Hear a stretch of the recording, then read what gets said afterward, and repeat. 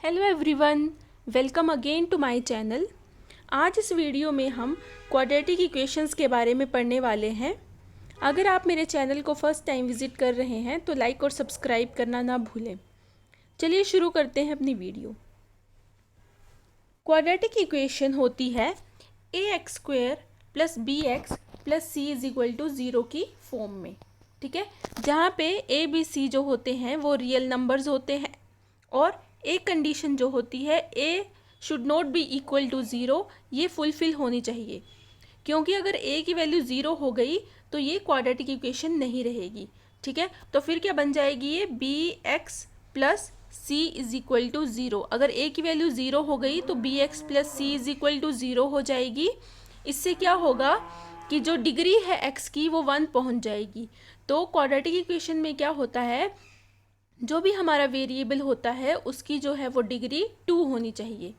ठीक है, a को हम बोलते हैं leading coefficient of the quadratic equation और c जो होता है हमारा वो कांस्टेंट टर्म होता है। ठीक है, इसके बाद रूट्स ऑफ क्वाड्रेटिक इक्वेशन हम कैसे निकालते हैं। हम roots of quadratic equation factor method से निकालते थे, कंप्लीटिंग द स्क्वायर मेथड से निकालते थे, लेकिन यहाँ पे हम श्रीधराचार्य फॉर्मूला से रूट्स ऑफ क्वाड्रेटिक इक्वेशन निकालेंगे, जिसमें क्या होता है x = -b + -b² - 4ac √ के अंदर अपॉन 2a। ये जो है ये श्रीधराचार्य फॉर्मूला है। इससे हम क्या करते हैं, रूट्स ऑफ क्वाड्रेटिक इक्वेशन निकालते हैं। ठीक है, किसी भी टाइप की इक्वेशन होगी तो इसमें से रूट्स निकल ही जाएंगे। इसके बाद d जो है उसको हम डिस्क्रिमिनेंट बोलते हैं, जिसकी वैल्यू क्या होती है b² - 4ac। तो जैसे ही d की वैल्यू b² - 4ac आई तो हमारा श्रीधराचार्य फॉर्मूला क्या बन गया, x = -b ± √d/2a। ठीक है, इससे हम रूट्स ऑफ क्वाड्रेटिक इक्वेशन निकाल लेंगे। इसके बाद सम एंड प्रोडक्ट ऑफ रूट्स। अगर हमारे पास सम एंड प्रोडक्ट ऑफ रूट्स निकालना है तो हम क्या करेंगे, अगर ax² + bx + c = 0, जहाँ पे a should not be equal to 0 condition दी हो, ये हमारे पास क्वाड्रेटिक इक्वेशन है, तो हम क्या मान लेते हैं कि alpha and beta are the roots. तो क्या होगा, अल्फ़ा + बीटा मतलब सम ऑफ रूट्स कैसे निकालेंगे, -b/a करके, और प्रोडक्ट ऑफ रूट्स मतलब अल्फ़ा बीटा कैसे निकालेंगे, c/a करके। ठीक है, इसको हम relation between coefficients and roots of quadratic equation भी बोलते हैं। ये जो सम एंड प्रोडक्ट का फॉर्मूला आता है इसको हम बोलेंगे relation between coefficients and roots of quadratic equation, right. इसके बाद फॉर्मेशन ऑफ क्वाड्रेटिक इक्वेशन। अगर हमारे पास alpha and beta roots given होंगे तो हम क्वाड्रेटिक इक्वेशन जो है वो फॉर्म कर सकते हैं। आइए देखते हैं कैसे। If alpha and beta are the roots of quadratic equation, अगर अल्फ़ा बीटा रूट्स होंगे तो क्या होगा, ये सेटिस्फाई करेगा x - अल्फ़ा × x - बीटा = 0 को। ठीक है, जैसे ही हम इन ब्रैकेट्स को ओपन करेंगे तो हमारे पास आ जाएगा x² - alpha + beta × x + alpha beta = 0। तो यहाँ पे अल्फ़ा + बीटा क्या होता है, सम, और अल्फ़ा बीटा क्या होता है, प्रोडक्ट। तो हमारे पास बन गया x² - सम × x + प्रोडक्ट = 0। ठीक है, तो हम इस तरह से किसी क्वाड्रेटिक इक्वेशन को फॉर्म भी कर सकते हैं। इसके बाद हम नेचर ऑफ रूट्स की बात कर लेते हैं। हमारे पास क्वाड्रेटिक इक्वेशन है ax² + bx + c = 0, जहाँ पे a b c जो है वो रियल नंबर्स होते हैं और a जो है वो 0 के इक्वल नहीं होना चाहिए। तो हमने श्रीधराचार्य फॉर्मूला यूज़ करके इसके दो रूट्स निकाल लिए, अल्फ़ा एंड बीटा, जिनकी वैल्यू है -b ± √d/2a। ठीक है, तो हम नेचर कैसे पता करते हैं रूट्स का, अगर डिस्क्रिमिनेंट जो है वो >0 हुआ तो रूट्स कैसे होंगे, रियल एंड डिस्टिंक्ट। अगर d 0 के इक्वल हुआ तो रूट्स कैसे होंगे, रियल एंड इक्वल। और अगर d लेस देन 0 हुआ मतलब नेगेटिव हुआ तो रूट्स कैसे होंगे, इमेजिनरी एंड डिस्टिंक्ट। ये याद रखना है क्योंकि ये डायरेक्ट हम क्वेश्चंस में भी यूज़ करेंगे।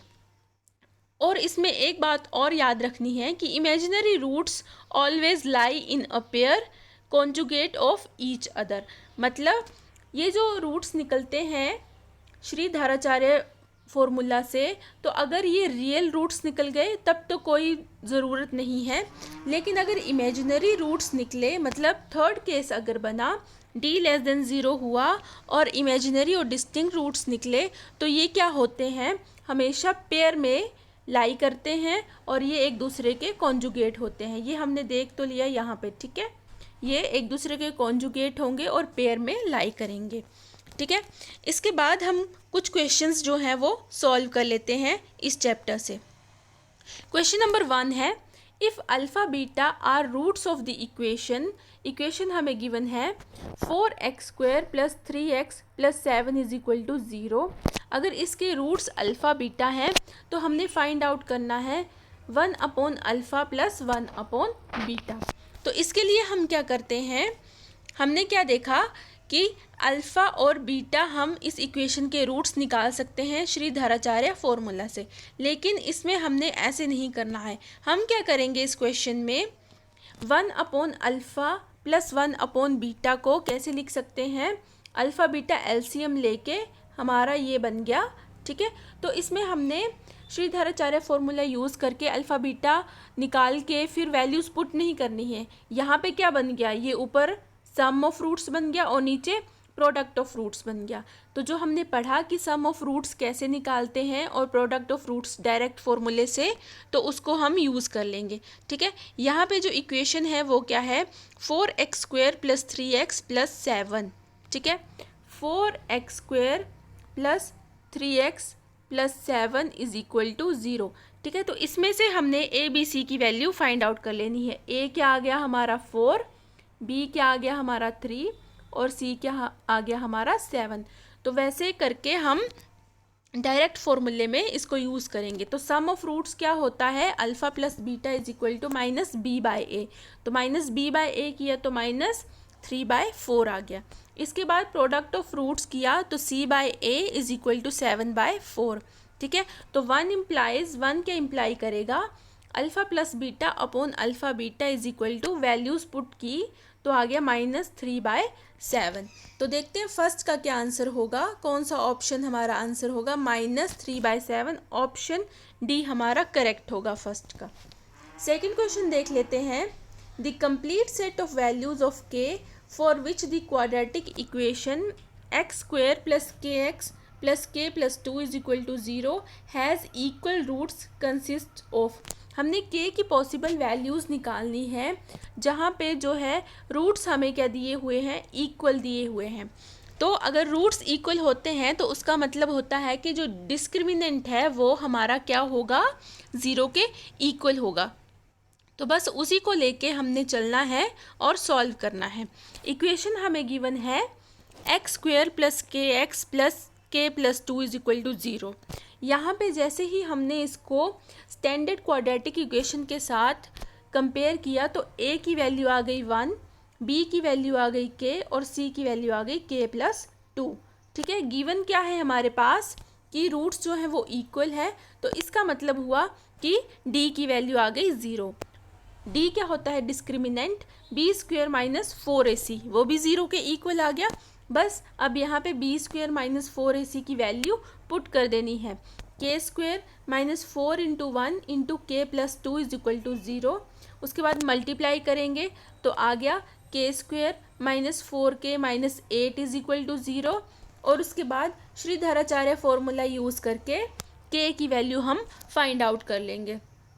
तो फाइंड आउट करने के लिए हमने फॉर्मूला लगाया और उसमें वैल्यूज़ जो थी वो पुट कर दी, और इसको सॉल्व करने के बाद हमारे पास आ गया 2 ± √12। तो देख लेते हैं कि सेकंड का कौन से ऑप्शन में ये गिवन है, 2 ± √12, ये है हमारा बी ऑप्शन करेक्ट, ठीक है। क्वेश्चन 2 का बी ऑप्शन करेक्ट ऑप्शन होगा। क्वेश्चन नंबर 3 देख लेते हैं, if the quadratic equation x² - 2x plus k is equal to 0 has equal roots then the value of k. तो यहाँ पे भी हमने k की वैल्यू फाइंड आउट करनी है और गिवन है हमारे पास इक्वल रूट्स। तो सेकंड क्वेश्चन की तरह ही करेंगे, हम डिस्क्रिमिनेंट जो है वो 0 के इक्वल ले लेंगे और वैल्यूज़ पुट कर लेंगे। ठीक है, गिवन इक्वेशन है x square minus 2x plus k is equal to 0। तो यहाँ पे कंपेयर करने पे a की वैल्यू आ गई 1, b की वैल्यू आ गई -2, c की वैल्यू आ गई k। गिवन है हमारे पास इक्वल रूट्स, जिसका मतलब है d इज इक्वल टू 0 और उसका मतलब हुआ b square minus 4ac equal to 0। b, a और c की वैल्यू पुट की तो हमने सॉल्व किया तो k की वैल्यू आ गई हमारे पास 1। तो थर्ड का देख लेते हैं कौन से ऑप्शन में 1 गिवन है, ऑप्शन बी में। तो थर्ड का करेक्ट ऑप्शन हो गया बी। इसी तरह से फोर्थ क्वेश्चन आप सॉल्व कीजिएगा और इसमें भी हमने k की वैल्यू ही फाइंड आउट करनी है। ठीक है, रियल एंड इक्वल रूट्स दिए हैं तो d की वैल्यू 0 लेके ही चलेंगे। सेकंड और थर्ड क्वेश्चन की तरह ही फोर्थ क्वेश्चन आप सॉल्व कर लीजिएगा। ठीक है, फिफ्थ क्वेश्चन सॉल्व करते हैं। For the equation mod x square plus mod x minus 6 is equal to 0 has the sum of real roots is. अब यहाँ पे रूट्स निकालने हैं और उनका सम बताना है कि क्या आता है। ठीक है, तो इसमें हम क्या कर लेते हैं कि ये क्वेश्चन तो हमें मोड की फॉर्म में दिया है, तो हम लेट कर लेते हैं mod of x is equal to T के इक्वल कर लेंगे। ठीक है, mod of x is equal to T के इक्वल किया तो हमारी इक्वेशन क्या बन गई, T square plus T minus 6 is equal to 0। ठीक है, अब इसको सॉल्व करना इजी हो गया। इसको हमने क्या किया, T square plus 3t minus 2t minus 6 is equal to 0 factor method से इसको हम सॉल्व करने लगे।